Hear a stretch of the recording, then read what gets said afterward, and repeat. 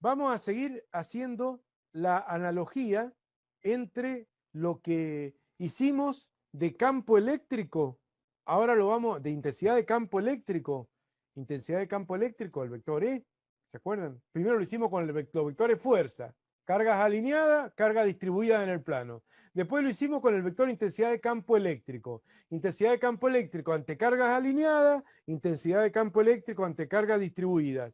Y ahora lo vamos a hacer con el potencial.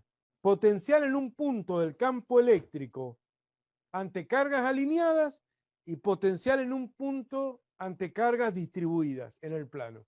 Con la ventaja de que acá son magnitudes más fáciles porque son escalares. No hay que hacer todo el quilombito del vector bidimensional, el recpol y todo ese asunto. Vamos a hacer lo mismo. Y acá incluso, hasta casi que me inspiré en el primer ejemplo de las tres cargas alineadas que hicimos, ¿se acuerdan? Nada más que saqué la carga del medio, que estaban los 2 metros, la saqué, porque ahora quiero saber en ese punto de los 2 metros, del origen, 0 metros, 2 metros, 5 metros, con la Q1 y con la Q2 en el otro extremo. Y en el punto donde en algún momento hubo una carga, ahora no hay nada, y quiero sacar el potencial eléctrico en el punto A debido a esas dos cargas, el potencial total. Acá el potencial en el punto A va a ser igual a ¿qué? Al K por Q1 sobre D1, K por Q1 sobre la distancia de 1, 2 metros, más o menos, dependiendo, porque esto es una suma algebraica o no. Acá sí importan los signos de Q. Nada de módulo de Q, módulo de Q. Acá módulo de Q no. Acá sí importa el módulo de Q. Cargas positivas generan en A un potencial positivo, que va a ser 360 volts.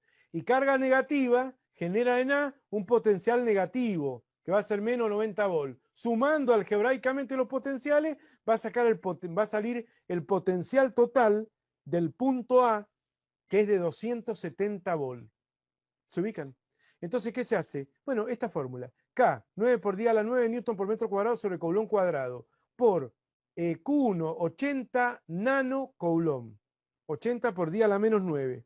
Entonces, 80 micro, 10 a la menos, nano, 10 a la menos 9 coulomb, sobre 2 metros. Eso va a dar un valor. Más K, en principio más, después vamos a ver, K 9 por 10 a la 9, newton por metro cuadrado sobre coulomb cuadrado, por Q2 menos 30, acá sí importa el signo, menos 30 nano, 10 a la menos 9 coulomb, sobre la distancia a la que está del punto A, 3 metros. Nada de poner distancias negativas. Recuerden que en geometría no hay distancias negativas, y acá tampoco hay distancias negativas, ¿o no? Entonces uno hace esa cuenta, y haciendo la primera cuenta da 360 volts, y haciendo la segunda da menos 90. Acá está bien poner este número negativo sin paréntesis porque está la raya de fracción cortada, si no habría que poner unos paréntesis para no poner un por menos ahí, pero bueno, se entiende, ¿o no? Se saca la cuenta y el potencial en A es positivo. ¿Ven? 270 volts. Y porque estoy más cerca de la carga positiva que de la negativa. Y además la carga positiva es de mayor módulo que la negativa. No es un dipolo. Porque si esto fuera un dipolo, ¿qué es un dipolo? Dos cargas iguales, de igual intensidad y de signo opuesto. Ahí hay un dipolo, miren. Dibujé un lindo dipolo eléctrico. Una carga positiva, acá. No sé, no importa, qué sé yo, 50 microcoulomb positivo. Y acá lo mismo pero negativo, menos 50 microcoulomb. Separadas por una distancia d, que hay que conocerla, ¿cierto? Dos cargas conocidas separadas por una distancia también conocida y opuesta a las cargas, es un dipolo eléctrico. ¿Qué pasa con el dipolo eléctrico? Fíjense, acá representé en rojo, están las líneas de campo eléctrico. Está en la línea de campo eléctrico. Ya la sabemos lo que es el campo eléctrico de un dipolo, ¿ven? Seguiría la trayectoria de una carguita que positiva, de prueba, chiquita, que dejo en reposo en un punto del campo eléctrico, haría esa curva y bueno, y volvería por acá, qué sé yo. ¿Se ubican? Bueno, eso ya lo conocemos nosotros, la línea de campo eléctrico. Pero ¿qué es lo que está agregado acá? Lo siguiente, si las dos cargas son iguales en valor absoluto, en el punto medio el potencial va a valer 0 acá. En realidad en todos los puntos de ese segmento azul, e incluso más, de ese plano, porque esto me lo tengo que imaginar así, como un plano, ¿o no? Como un plano perpendicular a la hoja, que lo corta así. La carga son dos puntitos en un plano que lo corta por la mitad el dipolo y perpendicular al eje del dipolo. En cualquier punto de ese plano, el potencial es cero. ¿Por qué? Porque al estar a la misma distancia, todos los puntos de ese plano están a la misma distancia. Por ejemplo, este punto está a esta distancia, que es la misma que esta distancia, ¿o no? O sea, las dos distancias son iguales. Entonces, como para sacar el potencial en un punto hay que hacer la fórmula que vimos recién, K por Q1 sobre D1 más K por Q2 sobre D2, si las dos cargas son iguales en módulo y las distancias son iguales, va a quedar más 200 volt menos 200 volt, va a dar cero. ¿Se ubican?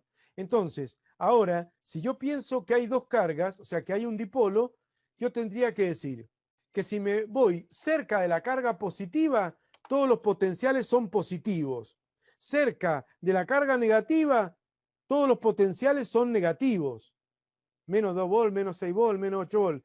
Y bueno, y luego si me voy al medio, los potenciales son cero. ¿Se ubican? Así que el potencial es una magnitud escalar, no es un vector, puede ser positivo, puede ser negativo. Si hay una sola carga positiva, todos los potenciales son positivos. Si hay una sola carga negativa, todos los potenciales son negativos. Y si hay un dipolo, los potenciales son positivos o negativos, ¿o no? Son positivos en este semiplano, ¿eh? Y bueno, y son negativos en este otro semiplano, los potenciales, ¿o no? Y en adición a esto, hay otro concepto que me gustó hacerlo al final, y lo voy a volver sobre este tema, que se llama superficie equipotencial. Equipotencial. En derredor de cada carga hay una llamada superficie equipotencial. Bueno, supongamos que acá hay una carga positiva que provoca el campo, una Q mayúscula, positiva. En este punto A hay un potencial que acabamos de ver, el potencial en el punto A, potencial en A es igual a K por Q sobre la distancia D, que hay entre Q y A. Pero como Q es una carga y estoy en el espacio tridimensional, puedo suponer que en realidad acá hay una esfera de centro en Q y de radio D. Entonces, todos los puntos no solamente de esa circunferencia, que claramente se ve que todos los puntos de esa circunferencia están a la misma distancia y por lo tanto tienen que tener el mismo potencial, porque el potencial es K por Q, K es constante, Q es la que es, ¿cierto? Y como todos los puntos, el punto A, el punto B, el punto C, están todos en esta circunferencia, o si querés, en esta esfera, en esta superficie de la esfera, están todos al mismo potencial.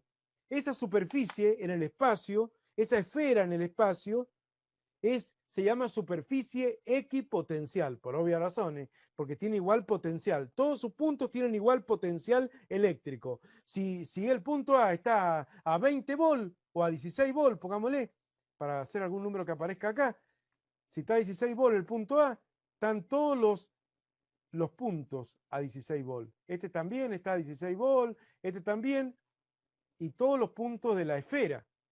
¿Se dan cuenta? Esa esfera es una superficie equipotencial. Cuando hay una superficie en el espacio y esa superficie intercepta a un plano, el plano de la hoja, la curva que determina se llama traza.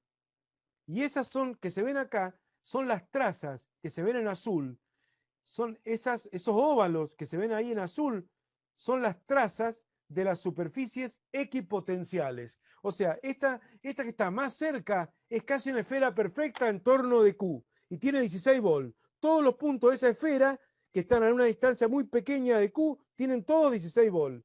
Si me voy más afuera, están a menos potencial porque me voy más lejos. Se ubican. Si crece D, disminuye el potencial. Entonces luego tenés acá una traza de 8 volt. La traza de una superficie equipotencial envolvente de 8 volts. Son como óvalos porque si no tuviera esta carga negativa y tuviera solamente una carga positiva, serían todas esferas concéntricas, las superficies equipotenciales.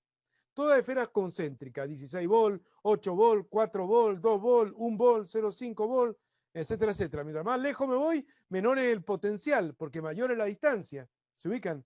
Porque mayor es D.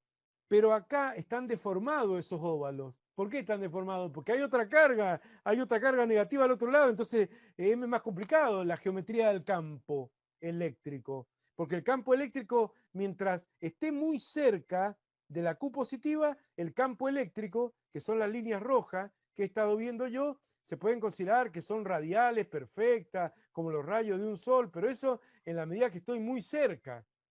Pero si me alejo, las líneas empiezan a curvarse y las superficies equipotenciales también empiezan a cambiar, a deformarse un poco. ¿Se ubican? Sobre esto vamos a entrar después, con más detalle. Para hacer la analogía de una superficie equipotencial, la analogía con la gravedad, con el fenómeno gravitatorio, yo podría decir que la mesa, esta mesa de acá, este escritorio que tengo acá yo, esta mesa es una superficie equipotencial para el potencial gravitatoria. Porque esta calculadora, por ejemplo, tiene la misma energía potencial gravitatoria en cualquier punto de la mesa. En cualquier punto de la mesa tiene la mesa está a una altura constante y por lo tanto altura constante hace casi las veces de superficie equipotencial desde el punto de vista de la analogía del fenómeno eléctrico con el fenómeno gravitatorio.